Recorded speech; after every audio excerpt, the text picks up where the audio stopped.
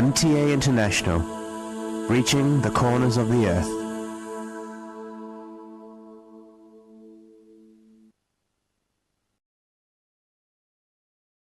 اس وقت ہم سیدنا حضرت امیر المومنین خلیفۃ المسیح رابع ایدہ اللہ تعالی بنصر العزیز کا ایک تاریخی خطبہ جمعہ آپ کی خدمت میں پیش کر رہے ہیں۔ حبیبنا صلی علی محمد صلی علی حبیبنا صلی علی محمد صلی علی رسولنا صلی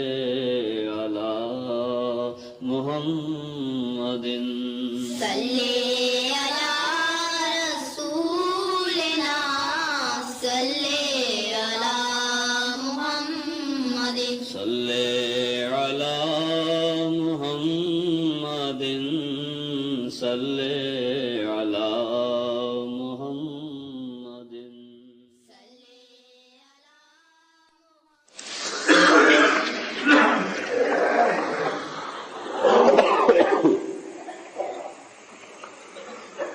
أشهد أن لا إله إلا الله وحده لا شريك له وأشهد أن محمدا عبده ورسوله أما بعد فأعوذ بالله من الشيطان الرجيم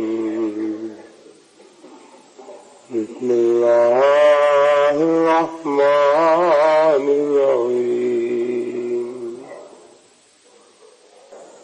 الحمد لله رب العالمين الرحمن الرحيم مالك يوم الدين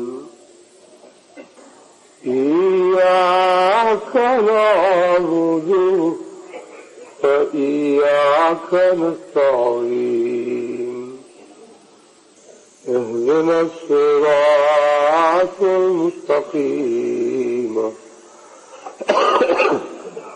صراط الذين أنعمت عليهم غير المغضوب عليهم ولا الضالين۔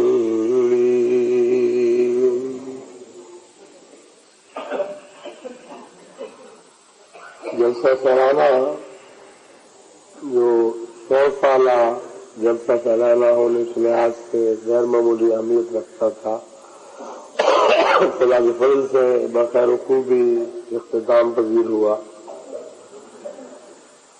اور آج اس جلسے کے بعد یہ پہلا جمعہ ہے جو ہمیں مسجد اقصی میں ادا کرنے کی سعادت نصیب ہو رہی ہے، اور سال کا بھی یہ پہلا جمعہ ہے۔ اس لحاظ سے سب سے پہلے میں تمام جماعت احمدیہ عالمگیر کو 7 سالہ جلسہ سالانہ کے بخیر و خوبی گزرنے پر اور نئے سال کے آغاز پر مبارکباد پیش کرتا ہوں، اپنی طرف سے بھی اور قادیان کے درویشوں اور باشندگان کی طرف سے بھی اور ان سب مہمانوں کی طرف سے بھی جو ابھی تک یہاں ٹھہرے ہوئے ہیں۔ جلسہ سالانہ جب قریب آیا تو دن رات کی رفتار میں تیزی آنی شروع ہوئی،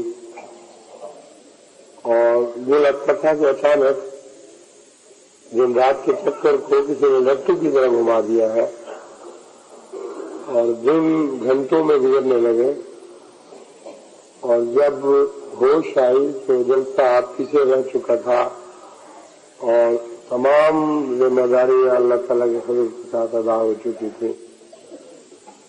اس سے پہلے بھی مجھے گلے کی تکلیف تھی جو یہاں آنے کے بعد غالباً گھی کی الرجی سے شروع ہوئی اور مجھے یہ ڈر تھا کہ کہیں جلسہ کی ذمہ داریوں میں یہ حال نہ ہو جائے، لیکن اللہ تعالیٰ کا عجیب احسان ہے کہ جلسے کے آغاز پر یہ تکلیف بالکل غائب ہو گئی اور پوری طرح مجھے اپنی ذمہ داریوں کو ادا کرنے کی توفیق ملی۔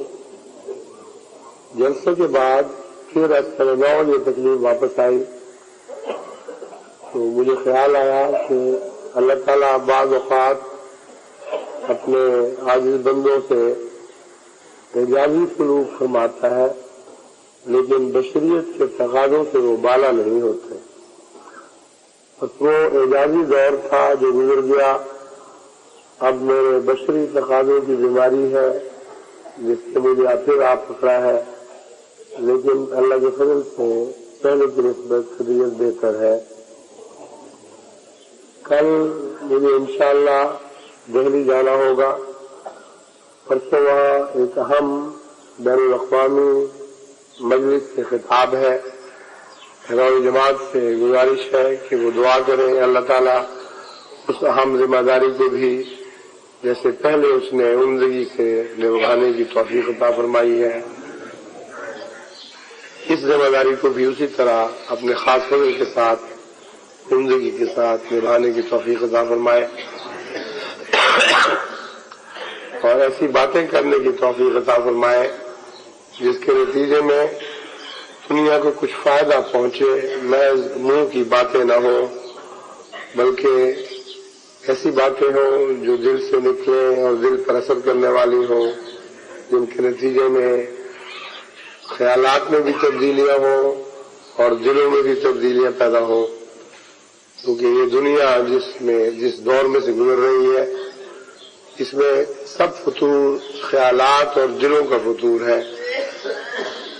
سرسری سطحی باتیں امن عالم کی کرنا ایک فیشن سا بن چکا ہے، لیکن فی الحقیقت بہت کم ہے جو مضمون کی تحت میں ڈوب کر حقیقت کو سامنے رکھتے ہوئے امن کے خواہاں ہے اور امن کو حاصل کرنے کے لیے کسی قربانی کے لیے تیار ہے۔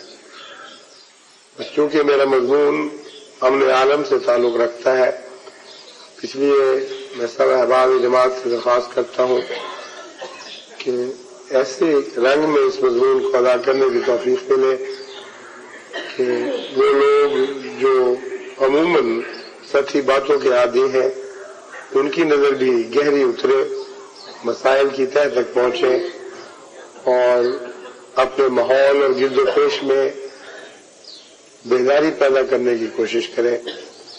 ہم ایک غفلت کی حالت میں سے گزر رہے ہیں اور اس غفلت کی حالت کو قرآن کریم نے خسران کی حالت بیان فرمایا ہے۔ وَالْعَصْرِ إِنَّ الْإِنسَانَ لَفِي خُسْرٍ، وہ زمانہ گواہ ہے، وہ زمانے کی قسم کہ اس وقت کا انسان گھاٹے میں ہوگا، تمام کا تمام انسان گھاٹے میں ہوگا، الا الذین آمنوا وعملوا الصالحات، سوائے ان چند لوگوں کے جو ایمان لائے اور نیک اعمال کیے، وتواصوا بالحق، اور حق بات کی نصیحت کی، وتواصوا بالصبر، اور صبر کے ساتھ صبر کی نصیحت کی، حق کے ساتھ حق کی نصیحت کی، صبر کے ساتھ صبر کی نصیحت کی۔ اس میں ایک ذرہ بھی شک نہیں کہ یہ جماعت جس کا یہاں ذکر ہے حضرت اقدس مسیح موعود علیہ الصلوۃ والسلام کی جماعت ہے، جس کا آغاز قادیان کی اسی بستی میں آج سے تقریباً 100 سال پہلے ہوا تھا۔ امن عالم کے لیے کے حصول کے لیے اگرچہ ہماری طاقتیں بہت محدود ہیں اور الا الذین کی ذیل میں ایک مختصر سے گروہ کے طور پر ہمارا ذکر ہوا ہے، اگرچہ اتنی تھوڑی تعداد کے لیے بظاہر ممکن نہیں کہ وہ تمام عالم کے گھاٹے کو نفع میں تبدیل کر دے، مگر قرآن کریم نے جو نسخہ عطا فرمایا ہے وہ ہے الا الذین آمنوا وتواصوا بالحق وعملوا الصالحات، اگر وہ ایمان پر قائم رہے، نیک اعمال کے ساتھ چمٹے رہے اور وتواصوا بالحق کے، خواہ کچھ سنے یا نہ سنے، حق بات کی نصیحت کرتے رہے، حق بات کی نصیحت حق طریق پر کرتے رہے اور صبر کی نصیحت کرتے رہے اور صبر کے طریق پر نصیحت کرتے رہے. یہ وہ نسخہ ہے جو تمام عالم کے گھاٹے کو نفع میں تبدیل کرنے کا نسخہ قرآن کریم نے پیش فرمایا ہے. خدا کرے ہمیں اس کی توفیق ملے. بعض دفعہ ایک نسل کو اپنی زندگی میں ایک انقلاب کا منہ دیکھنے کی توفیق مل جاتی ہے، بعض دفعہ دو نسلوں کو یک کے بعد دیگرے انقلابات کے کچھ حصے دیکھنے کی توفیق ملتی ہے، لیکن ہمارا سفر لمبا ہے. آج تک احمدیت کو گزرے ہوئے 100 سال سے کچھ زائد عرصہ گزرا، کئی نسلیں ہماری گزر چکی ہیں اور ابھی ہم نے لمبا سفر طے کرنا ہے. یہی حکمت ہے کہ صبر پر اتنا زور دیا گیا. وہ لوگ جو صبر کی توفیق نہیں رکھتے، اگر ان کو اپنی آنکھوں کے سامنے کامیابی دکھائی نہ دے تو حوصلے ہار بیٹھتے ہیں اور وہ سمجھتے ہیں اس مقصد کی پیروی کا کوئی فائدہ نہیں، جہاں کا ضیاع ہے اور کوششوں کا نقصان ہے. لیکن وہ لوگ جو خدا کی خاطر کوشش کرتے ہیں، وہ اپنے مقصد کو اپنی آخری صورت میں نہ بھی حاصل کر سکے تو در حقیقت ان کا ایک مقصد ہر لمحہ پورا ہوتا چلا جاتا ہے اور وہ مقصد ہے رضا باری تعالیٰ کا حصول. وہ دنیا میں جو تبدیلیاں پیدا کرنا چاہتے ہیں اپنی ذات کی خاطر نہیں، اپنی تعداد بڑھانے کے لیے نہیں، اپنے رسوخ کو پھیلانے کے لیے نہیں، بلکہ اپنے رب کو راضی کرنے کے لیے. بس جو بھی ان میں سے جس حالت پہ بھی جان دیتا ہے وہ کامیاب حیثیت سے جان دیتا ہے اور اپنے مقصد کو حاصل کرتے ہوئے جان دیتا ہے، کیونکہ اس کے رب کی رضا کی نگاہیں اس پر پڑ رہی ہوتی ہے. یہی وہ یقین کامل ہے، یہی وہ اعلیٰ درجہ کا احساس ہے جسے فوز عظیم کہا جاتا ہے. یعنی ایسی کامیابی جو دشمن کو دکھائی دے یا نہ دے، مگر ہر شخص جو اس کامیابی کا مزہ چکھتا ہے، اس میں سے گزرتا ہے، وہ کامل یقین رکھتا ہے کہ وہ کامیاب ہو گیا. ایسا ہی ایک واقعہ ایک ایسے صحابی کے ساتھ پیش آیا جن کو جب قتل گاہ پر لے جایا گیا، دشمنوں کے مرضی میں آ کر اور بعض صحابہ کے ساتھ وہ بھی پکڑے گئے تھے. جب قتل گاہ میں لے جایا گیا اور تلوار ان کی گردن پر چلنے لگی تو آخری فکرہ انہوں نے یہ کہا، فز تو برب الکعبہ تھے، خدا کی قسم، رب کعبہ کی قسم، میں کامیاب ہو گیا. کیسی عجیب بات ہے. فوج کی ایک نئی تعریف دنیا کے سامنے ہو رہی ہے اور یہی وہ تعریف ہے جس کی طرف میں آپ کو متوجہ کرنا چاہتا ہوں. وہ فقرہ سن کر بہت سے کفار مکہ جو اس قتل میں شریک تھے ششدر رہ گئے، حیران ہوئے کہ یہ کیسا جملہ ہے. ایک شخص جو قتل ہونے کے قریب ہے، چند لمحے اس کی زندگی کے باقی ہیں، وہ یہ اعلان کر رہا ہے کہ رب کعبہ کی قسم میں تو کامیاب ہو گیا. یہ کیسی کامیابی ہے؟ تب ان کی توجہ اسلام کی طرف پھری اور اس ایک جان نے بہت سی شہید روحیں اپنے پیچھے چھوڑ دی. ایک کامیابی تو ان کو وہ نصیب ہوئی کہ وہ ہمیشہ کے لیے اپنے رب کے پیارے ہوئے، اور ایک کامیابی وہ نصیب ہوئی کہ ایک سر گردن سے اترا تو اور کئی سال محمد رسول اللہ کی غلامی میں جھک گئے اور وہ جان ضائع نہیں گئی. بس فوج کے یہ معنی ہیں جن کو جماعت احمدیہ کو ہمیشہ پیش نظر رکھنا چاہیے. اگر ہمارا مقصد بہت دور ہے، یعنی حصول مقصد ہم سے بہت دور دکھائی دیتا ہے، تو ایک زندگی کا مقصد ایسا ہے جو ہر لمحہ ہمارے ساتھ ہے اور وہ رضا باری تعالیٰ کا حصول ہے.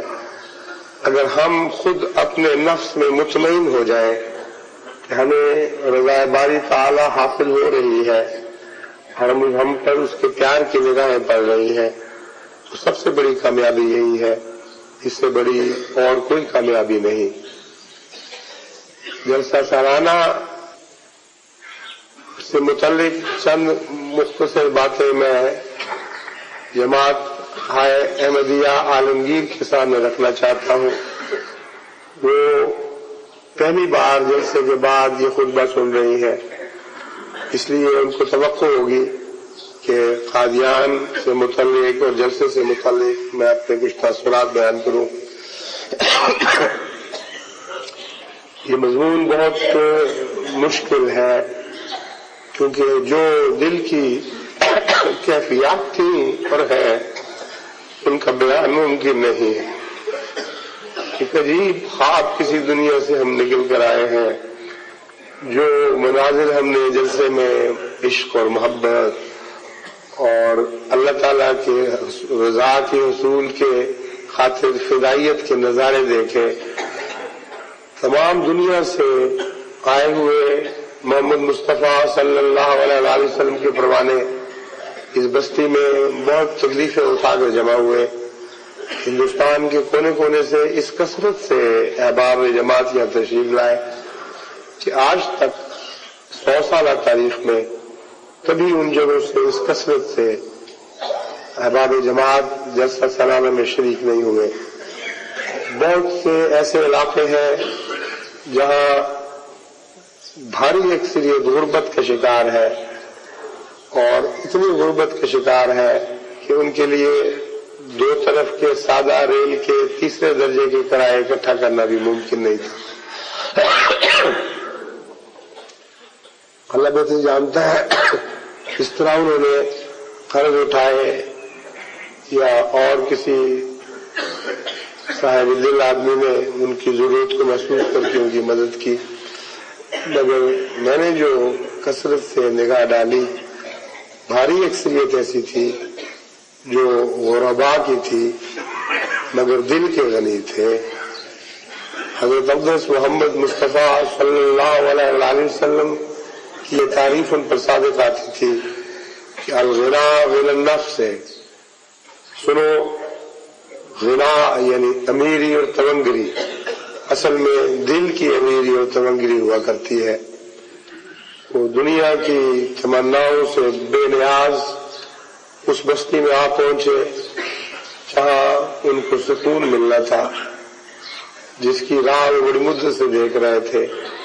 ان کی آنکھوں نے وہ دیکھا جس کے متعلق بہتوں نے کہا ہمارے وہم و گمان بھی نہیں تھا. ہماری تمنائیں تھیں کہ ہم اپنی زندگی میں کبھی خلیفۃ المسیح کو دیکھیں، لیکن سوچ بھی نہیں سکتے تھے. ایسے بوڑھے تھے جن کی جو معلوم ہوتا تھا کہ زندگی کے آخری کنارے پر پہنچے ہوئے ہیں. ایسے اپاہج تھے جو کرسیوں پر بیٹھ کے آئے. ایسے بیمار تھے جن کو ان کو رشتہ داروں نے سہارے دیے. قطع نظر اس کے کہ یہاں کی موسم کی سختی کے وہ عادی نہیں تھے. ایسے علاقوں کے رہنے والے تھے اکثر جہاں سارا سال گرمی ہی پڑتی ہے. سردی کم گرمی کا نام ہے اور حقیقت میں سردی سے وہ آشنا نہیں. مگر انہی ایک دو کپڑوں میں ملبوس جو گرمیوں کے کپڑے جن کے وہ عادی ہیں ان میں وہ تشریف لائے. لیکن ان کے اندر ایک ایسا بلبلہ، ایسا جوش تھا کہ اللہ تعالیٰ کے فضل سے سب سے کم وہ ہیں جو بیمار پڑے. وہ جو ٹھنڈے علاقوں سے آئے تھے، وہ جن کو تن بدن ڈھانپنے کے سارے سامان میسر تھے، ان میں بہت زیادہ نزلہ، زکام اور بخار نے راہ پائی. لیکن عجیب بات تھی، ان میں سے میں نے کسی کو نہیں دیکھا کہ اس کا ناک بہ رہا ہو یا سردی سے کانپ رہا ہو. ایک عجیب گرمی تھی جو خدا تعالیٰ نے ان کو اندر سے عطا کر دی تھی. اور یہ حیرت انگیز اعجاز تھا جو عام حالات میں ممکن نہیں ہے. ان کی اکثریت جیسا کہ میں نے بیان کیا ہے ایسی تھی جنہوں نے کبھی قادیان کا منہ بھی نہیں دیکھا تھا. اڑیسہ کے مثلا غریب اور تونگر احمدی دل کے امیر احمدی 2000 سے زائد تعداد میں یہاں پہنچے اور خدا کے فضل کے ساتھ ان کی کیفیت یہ تھی کہ دن بدن ان کے اندر پاک تبدیلی پیدا ہوتی ہوئی دکھائی دیتی تھی. جب آغاز میں ان سے تعارف ہوا تو ان کی نگاہوں میں کچھ تھوڑی سی اجنبیت تھی, کچھ پہچان کی کوشش کر رہے تھے, یہ جاننا چاہتے تھے کہ کیا چیز ہے جو آج ہم دیکھ رہے ہیں, اور کچھ فاصلہ سا تھا. لیکن آنن فانن وہ فاصلے قربتوں میں تبدیل ہو گئے اور اس کے بعد ان کا جوش اور ولولہ ناقابل بیان تھا. کبھی آج تک ہم نے کسی جلسہ سالانہ میں ایسے نظارے نہیں دیکھے جیسے ہندوستان کی دور دور سے آئی ہوئی جماعتوں کے اخلاص کے نظارے ہم نے دیکھے. اس میں کیرلا کے غربا بھی تھے, اس میں آندھرا پردیش کے بھی تھے, لیکن یہ ایسا موقع تھا جس میں غربا کو امراء سے الگ کرنا شاید زیادتی ہو. یہ وہ موقع تھا جہاں واقعتاً معمول و ریاض ایک ہی صف میں کھڑے ہوئے دکھائی دے رہے تھے, جہاں کوئی تفریق نہیں رہی تھی.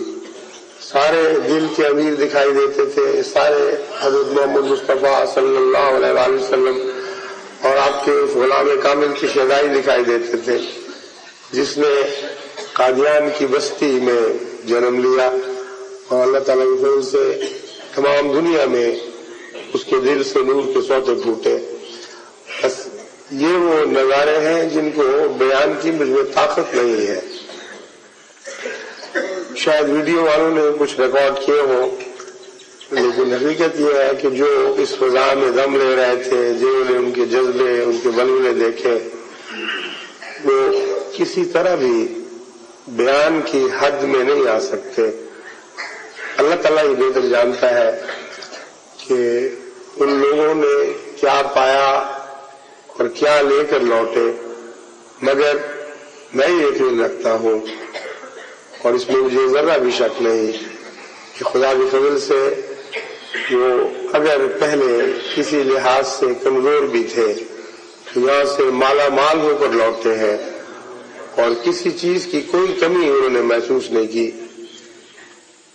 اب ایک دور ہے جو شروع ہونے والا ہے, لیکن اس سے پہلے میں پاکستان کے احمدیوں کا بھی ذکر کرنا چاہتا ہوں. خدا تعالیٰ کے فضل سے ایک لمبے عرصے کے بعد پاکستان کے غربا کو بھی یہ توفیق ملی کہ وہ کسی حد تک, یعنی سارے تو نہیں آ سکتے تھے, ناممکن تھا, لیکن کسی حد تک یہاں پہنچ سکے, اور جن کے لیے انگلستان پہنچ کر ملاقات ناممکن تھی ان کو بھی خدا تعالیٰ نے توفیق بخشی کہ قریب آئے اور یہاں سے آ کر جلسے میں شمولیت کریں, میرے ساتھ ملاقاتیں کریں اور قریب سے دوبارہ دیکھنے کا موقع ملے. ان کی کیفیت بھی ناقابل بیان تھی.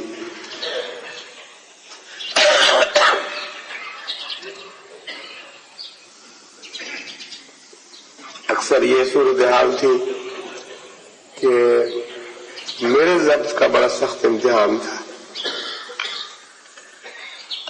مجھے ہمیشہ ڈر رہا اگر میرا ضبط ٹوٹ گیا پھر لوگ بچوں کی طرح مل کر رونے لگیں گے, میری جدائی ان پر اور بھی زیادہ سخت ہو جائے گی. وہ جو دن خدا کے یہاں مقدر ہے علیحدگی کے وہ پہلے سے زیادہ طلب ہو جائیں گے. اس لیے میں نے حدود کوشش کی کہ ہنستے ہوئے مسکراتے ہوئے ہاتھ ہلاتے ہوئے سب کو سلام کروں, سب کے سلام قبول کروں اور حوصلے بڑھاؤں. جو دل کی کیفیت تھی خدا کی سب اور کوئی نہیں جانتا, بڑے سخت امتحان سے گزرنا پڑا کہ واپسی کے نظارے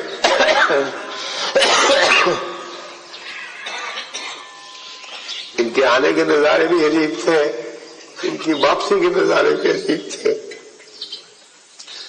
ایک موقع پر میری بچیاں بسوں کی رخصت کا منظر دیکھنے کے لیے گئی، ہمارے خاندان کے بھی بہت سے لوگ اس میں جا رہے تھے۔ انہوں نے مجھے بتایا کہ سب لوگ کھڑکیوں سے الٹے پڑتے تھے اور گویا زبان حال سے کہہ رہے تھے ہم نے نہیں جانا، ہم نہیں جانا چاہتے۔ چنانچہ میری بچی نے اپنے کسی عزیز سے پوچھا تم کیوں الٹ رہی ہو؟ اس نے کہا یہاں سے جانے کو دل نہیں چاہتا، دل چاہتا ہے کھڑکی سے چلا کو لگا دو۔ بس یہ وہ کیفیتیں ہیں جن کو میں نہیں سمجھتا کہ کوئی فصاحت و بلاغت حق جیسا کہ حق ہے ان کو سمیٹ سکے اور ان کو زندہ جاوید تحریروں میں تبدیل کر سکے۔ لیکن یہ عجیب دن تھے جو گزر گئے، اب ہمیں آئندہ کی سوچنا چاہیے۔ یہ جلسہ جیسا کہ میں نے بیان کیا تھا نہ صرف ایک تاریخی جلسہ تھا بلکہ تاریخ ساز جلسہ تھا، اور تاریخ ساز جلسہ ہے۔ جو لطف ہم نے اٹھائے وہ ہمارے ساتھ ہمیشہ زندہ رہیں گے، لیکن وہ لطف اس لیے زندہ نہ رہے کہ ہم جیسے ایک نشئی ایک نشے کی حالت میں لطف اٹھاتا ہے ویسے اس سے لطف اٹھاتے رہے۔ وہ لطف اس لیے زندہ رہنے چاہیے تاکہ ہمیشہ ہمیں عمل کے میدان میں آگے بڑھاتے رہیں، ہماری ذمہ داریاں ہمیں یاد کراتے رہیں اور یاد کرائیں کہ ایک نیا دور ہے جس میں احمدیت داخل ہو چکی ہے۔ ترقیات کا ایک لامتناہی سلسلہ ہے جو ہمارے سامنے کھلا پڑا ہے۔ ایسے نئے ایوان کھل رہے ہیں جن میں پہلے احمدیت نے کبھی جھانکا نہیں تھا۔ چنانچہ میں یقین رکھتا ہوں کہ خصوصیت کے ساتھ ہندوستان کی جماعتوں میں یہ احساس بیداری پیدا ہوا ہے، اور بعض جگہ جو چھوٹی چھوٹی مردہ سی جماعتیں تھیں جن کے خطوں سے کوئی غیر معمولی امید کی کرن نظر نہیں آتی تھی، جن کے خط کچھ بجھے بجھے کچھ دبے دبے ایسا منظر پیش کرتے تھے جیسے وہ احمدیت کے ساتھ زندہ ہے، احمدیت کے ساتھ زندہ تو رہیں گے لیکن اتنے کمزور ہیں کہ احمدیت کی زندگی سے اپنے ماحول کو زندہ کرنے کی طاقت نہیں رکھتے۔ اب جو لوٹے ہیں تو ان کی کیفیت یکساں بدل چکی تھی۔ بہت سے ان میں سے جنہوں نے مجھ سے کہا اب ایک بالکل زندگی کا نیا دور شروع ہوا ہے، اب آپ دیکھیں گے کہ ہم کس طرح اللہ تعالیٰ کے فضل کے ساتھ ہندوستان میں چاروں طرف احمدیت کا نور پھیلائیں گے۔ اب گزشتہ زمانوں اور آئندہ زمانوں میں ایک نمایاں فرق پڑ چکا ہے اور یہ جلسہ اس کی حد فاصل ہے۔ بس اس پہلو سے یہ جلسہ ایک تاریخ ساز جلسہ ہے۔ میری دعا ہے کہ ان کے ولولے ہمیشہ زندہ رہے۔ جہاں تک منصوبوں کا تعلق ہے ان کو تفصیل کے ساتھ سمجھا دیا گیا ہے، کس طرح منصوبے بنانے ہیں، کس طرح ان پر عمل درآمد کرنا ہے۔ ان کو یقین دلا دیا گیا ہے کہ اگرچہ ظاہری طور پر آپ غریب ہیں اور بڑے بڑے امید افزا اور تمناؤں سے بھرپور منصوبوں کو عملی جامہ پہنانے کی طاقت نہیں رکھتے، لیکن منصوبے خوب بنائیں کھلے دل کے ساتھ، بالکل پرواہ نہ کریں کہ ان پر کیا خرچ آتا ہے۔ عالمگیر جماعت احمدیہ خدا کے فضل سے غریب نہیں ہے اور ساری عالمگیر جماعت احمدیہ آپ کی پشت پر کھڑی ہے۔ تمام عالمگیر جماعت احمدیہ ہمیشہ قادیان کی ممنون احسان رہے گی اور ان درویشوں کی ممنون احسان رہے گی جنہوں نے بڑی عظمت کے ساتھ، بڑے صبر کے ساتھ، بڑی وفا کے ساتھ اس امانت کا حق ادا کیا جو ان کے سپرد کی گئی تھی، لمبی قربانیاں پیش کی۔ اس لیے آپ کو کوئی خوف نہیں، آپ کو کوئی کمی نہیں۔ اللہ کے فضل کے ساتھ جتنے مفید کارآمد منصوبے آپ بنا سکتے ہیں اور ان پر عمل کر سکتے ہیں، انشاءاللہ تعالی ان کی تمام ضرورتیں عالمگیر جماعتیں پوری کریں گی۔ اور میں سمجھتا ہوں کہ ہندوستان اس لحاظ سے بہت حد تک نظر انداز ہوتا رہا ہے، اس میں ہم سب کا قصور ہے، اللہ تعالیٰ ہمیں معاف فرمائے۔ ہندوستان کا اپنا ایک حق تھا جسے ہمیشہ ہمیں قائم رکھنا چاہیے تھا۔ ہندوستان وہ جگہ ہے جہاں خدا تعالیٰ نے آخرین کا پیغامبر بھیجا جو ہر مذہب کا نمائندہ بن کر آیا، جس کے متعلق اللہ تعالیٰ نے فرمایا جری اللہ فی الانبیاء، ایک شخص دکھائی دیتا ہے مگر خدا کا پہلوان ہے جو تمام انبیاء کے چوہے اڑے ہوئے ہے، اسی میں تمہیں کرشن دکھائی دے گا، اسی میں تمہیں بدھا دکھائی دے گا۔ یہ مسیح کی تمثیل بھی ہے اور مہدی بن کر بھی آیا ہے۔ تمام دنیا میں جتنے بھی انبیاء سے وعدے کیے گئے تھے وہ آج قادیان کی بستی میں اس ذات میں پورے ہو رہے ہیں جس کو اللہ تعالیٰ فرمان نے فرمایا میں نے معمول فرمایا ہے۔ بس اس پہلو سے ہندوستان کا ایک مرکزی اور دائمی حق ہے جسے نظر انداز کرنا ہماری غلطی تھی۔ دیگر ممالک میں پہنچے، افریقہ اور امریکہ اور اسپین اور یورپ کے ممالک میں مساجد تعمیر کی اور اذانیں دی، اور اسی بات پر مطمئن رہے کہ خدا کے فضل سے بعض افریقہ کے ممالک میں جماعت اس تیزی سے ترقی کر رہی ہے کہ بعید نہیں کہ آئندہ چند سالوں میں وہاں جماعت کو کلی اکثریت حاصل ہو جائے۔ یہ سب جگہ، یہ سب باتیں اپنی جگہ اطمینان بخش ضرور ہے، مگر ہندوستان کو نظر انداز کرنا ہرگز جائز نہیں تھا اور عقل کے تقاضوں کے خلاف تھا، کیونکہ جو اہلیت اور صلاحیت ہندوستان میں جماعت احمدیہ کی نشو و نما کی ہے وہ شاید ہی دنیا کے کسی اور ملک میں ہو۔ یہاں دنیا کے مختلف مذاہب آزادی کے ساتھ اپنے اپنے معافی ضمیر کو بیان کرنے کی طاقت رکھتے ہیں۔ یہاں جو بظاہر مذہبی فسادات ہوتے ہیں اللہ ماشاء اللہ وہ دراصل سیاسی گروہ بندیوں کے نتیجے میں اور چھوٹی چھوٹی چپکلشوں کے نتیجے میں ہوتے ہیں، ورنہ ہر مسلمان کو آزادی ہے کہ اپنی مساجد میں اذانیں دے، جس سے چاہے اسلام کی بات کرے، جس طرح چاہے اپنے اسلام کا اظہار کرے، کسی فرقے پر کوئی قدر نہیں۔ یہی قادیان کی بستی ہے، اس میں صبح کے وقت آپ تہجد کی نماز بھی، ریڈیو نماز پر کی تلاوت بھی لاؤڈ اسپیکر پر سنتے تھے، یا بھجن بھی ساتھ گائے جا رہے تھے، یا گردواروں سے تقریریں بھی کی جا رہی تھی، میوزک بھی ساتھ ساتھ چل رہی تھی۔ عیسائی بھی اپنے اپنے رنگ میں اپنے خدا کو یاد کر رہے تھے، اور کبھی نہ کسی احمدی کو اس کی تکلیف ہوئی، نہ کسی غیر احمدی کو، نہ ہندو کو، نہ سکھ کو، سارے اس بات پر خوش تھے کہ جس کو جس طرح بھی توفیق مل رہی ہے آخر وہ خدا کو یاد کر رہا ہے، ہمیں کیا حق ہے کہ اس پر اعتراض کریں۔ یہ وہ ماحول ہے جو ہندوستان میں خدا تعالیٰ کے فضل سے تبلیغ کے لیے بہت خوش آئند ہے، اور اگر صحیح طریق پر جماعت احمدیہ یہاں کام شروع کرے تو خدا کے فضل سے بہت تیزی کے ساتھ تمام ہندوستان میں نفوذ ہو سکتا ہے۔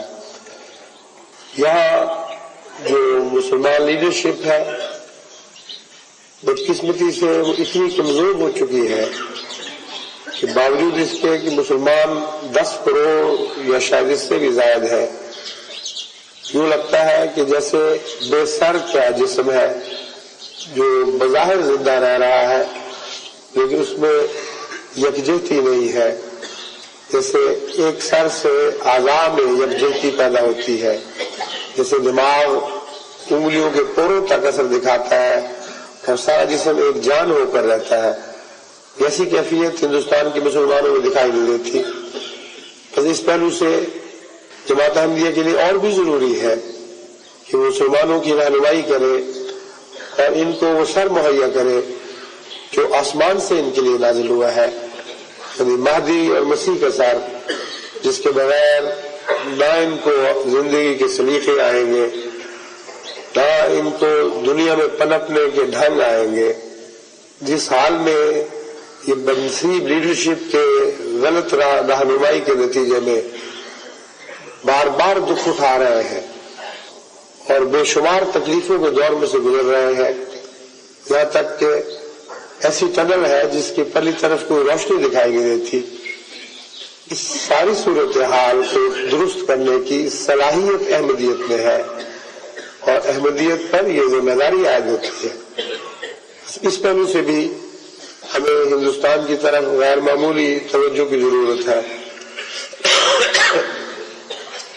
جب ہم توجہ دے رہے ہیں اور دیں گے اور زیادہ دیتے چلے جائیں گے تو لازماً یہاں مخالفت کی بھی نئی لہریں اٹھیں گی. اب جب میں قادیان کے جلسے کے لیے حاضر ہو رہا تھا تو معلوم ہوا کہ یہاں کے بعض بڑے بڑے علماء جنہوں نے اپنے آپ کو احمدیت کے خلاف وقف کر رکھا ہے وہ پاکستان پہنچے اور وہاں کے ان مولویوں سے جو مغلظات بکنے میں چوٹی کا مقام رکھتے ہیں مشورے کیے، سر جوڑے. ہر قسم کے دباؤ حکومت پر وہاں بھی ڈالے گئے اور یہاں بھی ڈالے گئے کہ کسی طرح اس جلسے کی راہ میں رکاوٹیں کھڑی کر دو ورنہ احمدیت کو غیر معمولی ترقی نصیب ہوگی.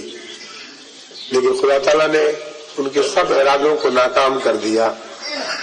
لیکن پاکستان میں اس کا رد عمل ابھی اور زیادہ چلے گا اور معلوم ہوتا ہے کافی شدت کے ساتھ ظاہر ہوگا، کیونکہ ان لوگوں کا دل مولویوں کا دل بہت ہی چھوٹا ہے اور نیکی کو پنپتے ہوئے دیکھ ہی نہیں سکتے.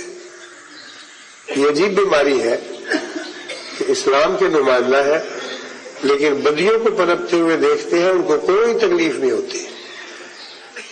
گلی میں ڈرگ ایڈکشن ہو رہی ہے، عورتوں کی عزتیں ختم ہو گئی، چھوٹے بچوں کا تحفظ جاتا رہا، اغوا کی واردات ہو رہی ہے، دن دہاڑے ڈاکو جہاں چاہے جس کو چاہے لوٹے. ایک ایسی بدامنی کی کیفیت ہے کہ بسا اوقات یہ سوال بار بار سیاستدانوں کی طرف سے بھی اٹھایا جا رہا ہے کہ کیوں نہ دوبارہ فوج کو لائے، اور وہ یہ نہیں سوچتے کہ پہلے بھی تو فوج ہی کا چھوڑا ہوا سارا فوج ہی کے چھوڑے ہوئے مسائل ہیں جن سے اس وقت قوم نبرد آزما ہونے کی کوشش کر رہی ہے اور جو اس وقت ان کے لیے موت اور زندگی کا سوال بن چکے ہیں. بس ان کو سمجھ نہیں آ رہی کہ ہم کیا کریں. اور ملا کا یہ حال ہے کہ جتنی چاہے سارے پاکستان میں گلی گلی میں بدکاریاں پھیلے، چوریاں ہو، جھوٹ پھیلے اور سچائی القاع ہو جائے، عدالتیں ظلم اور سفاکی سے بھر جائے، رشوت ستانی کا دورہ ہو، ڈاکے پڑے، نہ چادر نصیب ہو کسی عورت کو، نہ گھر کی چار دیواری کا تحفظ ملے، یہ سب کچھ ہو لیکن ان کے اسلام پر جوں تک نہ رہ گئے، کوئی تکلیف نہ ہو. عجیب و غریب اسلام ہے. لیکن اگر احمدی کلمہ لا الہ الا اللہ بلند کرے اور کہے لا الہ الا اللہ محمد رسول اللہ، اللہ ایک ہے اور محمد اس کے رسول ہے، تو ان کے تن بدن کو آگ لگ جائے. اگر احمدی نمازیں پڑھے تو تکلیف سے ان کی جان ہلکان ہونے لگے کہ یہ کیا ہو رہا ہے کہ احمدی نمازیں پڑھ رہے ہیں. احمدی سچ بولے تو ان کو تکلیف ہو. ہر وہ نیکی جو اسلام سکھاتا ہے وہ عملاً تو احمدیوں کو سپرد کر بیٹھے ہیں اور اب وہاں بھی مٹانے کے در پہ ہے. میں ان کو یقین دلاتا ہوں کہ تم نے اپنے ماحول سے وہ نیکیاں مٹنے دی تم جانو خدا کے حضور تم جواب دو گے، لیکن خدا کی قسم تم ایڑی چوٹی کا زور لگاؤ، تم سارے مل کر جو کرنا ہے کر گزرو، مگر حضرت محمد مصطفیٰ صلی اللہ علیہ وسلم کی سنت کو احمدیت سے تم، احمدی دلوں سے تم مٹا نہیں سکتے، احمدی اعمال سے تم نوچ نہیں سکتے۔ یہ ہماری زندگی کا حصہ ہے، یہ ہماری سرشت بن چکی ہے۔ بس اسلام کی اعلیٰ قدروں کے اگر آج ہم محافظ ہیں تو یہ خدا کا فیضان ہے، اس نے ہمیں عطا کیا ہے، اسی نے یہ جھنڈا ہمیں تھمایا ہے۔ جو چاہو ظلم کرو، یہ جھنڈا ہم ہمیشہ سر بلند رکھیں گے۔ بس وہاں کے مسلمان علماء کی عجیب حالت ہے، اور ہندوستان کے علماء کو یہ بات دکھائی نہیں دے رہی کہ کیسا تضاد ہے ان کی زندگیوں میں۔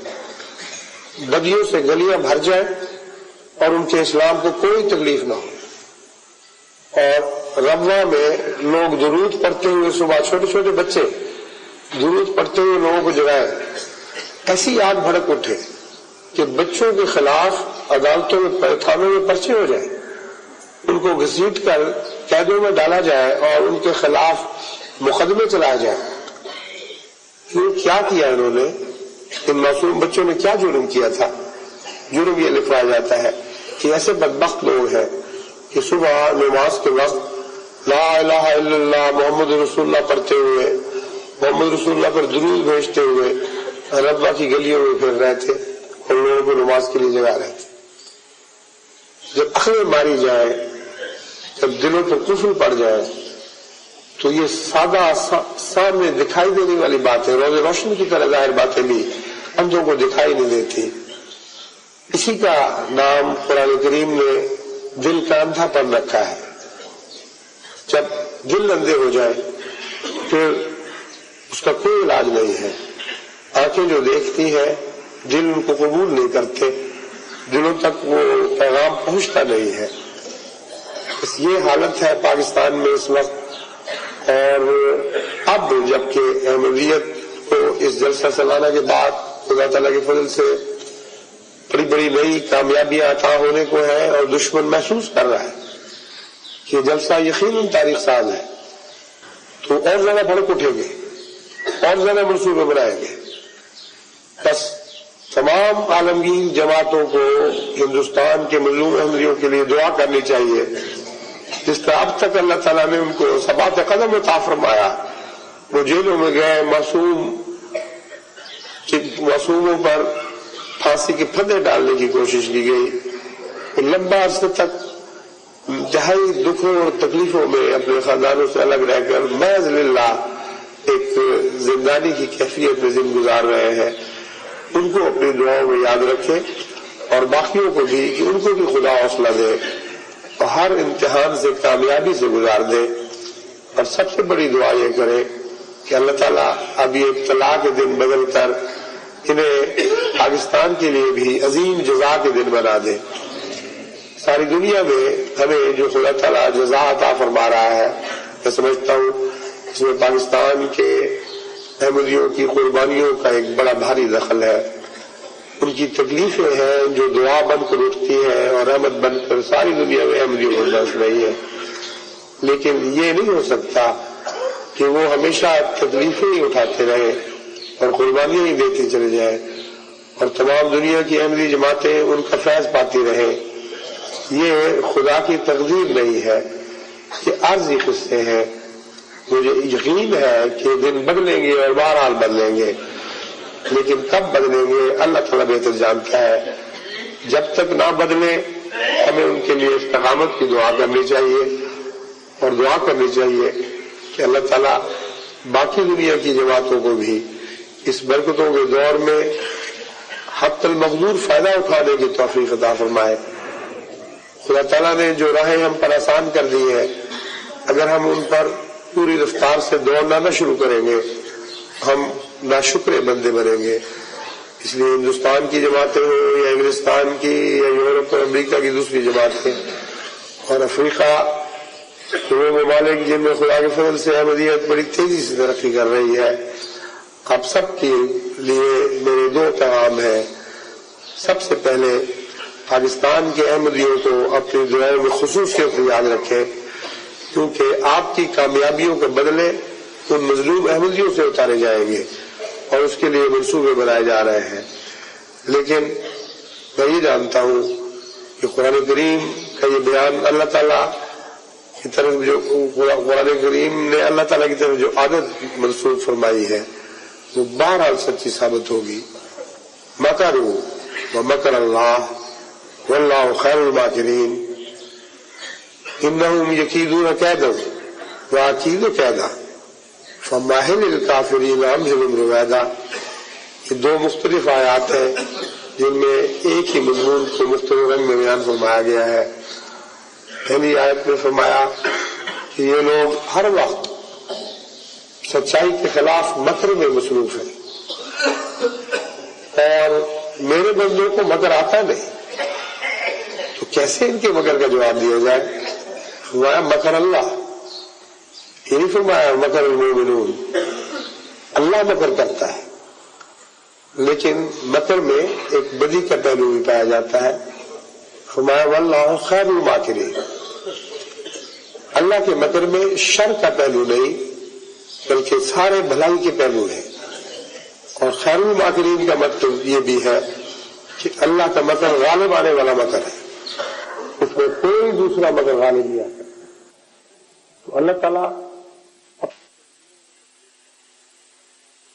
ابھی بھی ہمارے حال سے غافل نہیں رہا، ہماری دعاؤں کے نتیجے میں اس کا فضل اور بھی زیادہ قریب آ جاتا ہے۔ دوسری جگہ فرمایا انہم یکیدون کیدا واکید کیدا۔ دشمن اسلام اور حق کے دشمن یہ بڑی بڑی قیدیں کرتے ہیں، بڑے مکر و فریب کے منصوبے باندھتے ہیں، کیا سمجھتے ہیں کہ میں خاموش بیٹھا رہوں گا؟ واکید کیدا، میں بھی جواب دوں، بڑی بڑی تدبیریں کروں گا اور بڑی بڑی تدبیریں کرتا ہوں۔ فمہل الکافرین امہلہم رویدا، اے مومنوں کی جماعت ان لوگوں کو اپنی جہالت کی حالت میں کچھ دیر اور بھٹکنے دو، بالآخر خدا کی تدبیر ہی غالب آنے والی ہے۔ خدا کرے ہم جلد اس غالب تدبیر کا منہ دیکھیں، جیسے کہ دنیا میں دیکھا ہے، پاکستان میں بھی یہ منہ دیکھیں اور پاکستان کے باشندوں کی تقدیر بدل جائے۔ جب تک یہ ملا پاکستان کی جڑوں میں بیٹھا ہوا ہے اس درخت کو کچھ کبھی پھل نہیں لگتا، ایک بیکار درخت بن چکا ہے جس پر کڑوی چیزیں تو اگ سکتی ہیں مگر ثمرات حسنہ اس کو عطا نہیں ہو سکتے کیونکہ ان کی جڑیں گندی ہو گئی ہیں۔ جب تک اہل پاکستان اپنی جڑوں سے ملائیت کے جراثیم نہ نکالیں اور محمد مصطفیٰ صلی اللہ علیہ وسلم کے مکارم الاخلاق کو وہاں قائم نہ کریں، اس وقت تک اس ملک کا بھی کچھ نہیں بن سکتا۔ اللہ تعالیٰ ہماری دعاؤں کو سنے تو دنیا میں عالمگیر تبدیلیاں برپا کرنے کی ہم آدمیوں اور غریب بندوں کو توفیق عطا فرمائے۔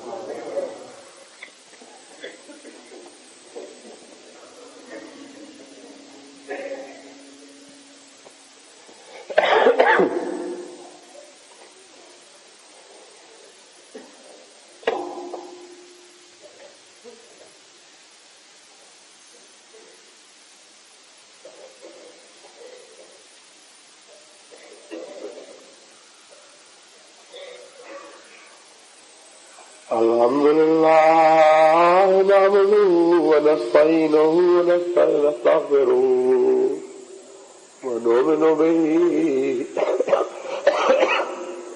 ونتوكل عليه ونعوذ بالله من شرور أنفسنا ومن سيئات أعمالنا من يهده الله فلا مضل له ومن يضلله فلا هادي له ونشهد أن لا إله إلا الله وحده لا شريك له ونشهد أن محمدا عبده ورسوله۔ میں نے اہل کشمیر کا بھی خصوص سے ذکر کرنا تھا اس وقت وہ دوسری طرف خیالات منتقل ہوتے چلے گئے تو ان کا ذکر رہ گیا. جہاں تک اخلاص اور جوش کا تعلق ہے، کشمیر سے آنے والے ہزارہ احمدیوں نے جس اخلاص اور جوش کا مظاہرہ کیا ہے وہ بھی ایک قابل دید منظر تھا، ایسا جو ہمیشہ کے لیے یادوں میں پیوست ہو جاتا ہے. اور وہاں بھی قربت ہے لیکن 5 دوسرے علاقوں کی نسبت کم ہے، لیکن جس طرح علاقے کا امن اٹھ چکا ہے وہاں سے ان حالات میں ان کا ذوق در ذوق آنا ایک بہت بڑی قربانی کا تقاضا کرتا تھا جو انہوں نے پیش کی. شروع میں مجھے بتایا گیا شاید 1000 کی تعداد میں کشمیری آ جائیں، اور اس پر بھی خیال یہ تھا کہ 1000 تو بہت زیادہ ہے، شاید خوش فہمی کا اندازہ ہے. مگر وہ جو جانتے تھے کشمیر کے جذبے کو اور اخلاص کو، وہ مجھے یقین دلا رہے تھے کہ 1500 2000 اس سے بھی زیادہ کی توقع رکھیں. چنانچہ آخر پر مجھے یہ بتایا گیا کہ اللہ کے فضل سے کشمیر سے آنے والے احمدیوں کی تعداد تقریباً 3000 تک پہنچ چکی تھی. خواتین بھی بڑی کثرت سے آئی، مرد بھی، بچے بھی. بہت ہی محبت اور پیار سے، بڑی مستعدی سے انہوں نے اپنے اپنے فرائض ادا کیے. اور اب بھی کچھ تعداد ان کی ابھی پیچھے ٹھہری ہوئی ہے. کشمیر کے حالات کو پیش نظر رکھتے ہوئے کشمیر کی جماعت کے لیے خصوصی دعا کی تحریک کرتا ہوں. اللہ اس خطے کو بھی سچائی اور انصاف کا امن نصیب کرے.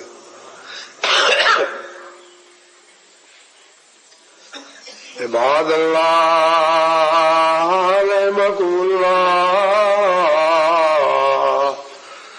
ان اللہ یامر بالعدل والاحسان وایتاء ذی القربى وینہی عن الفحشاء والمنکر والبغی یعظکم لعلکم تذکرون. اذکروا اللہ یذکرکم وادعوہ یستجب لکم ولذکر اللہ اکبر.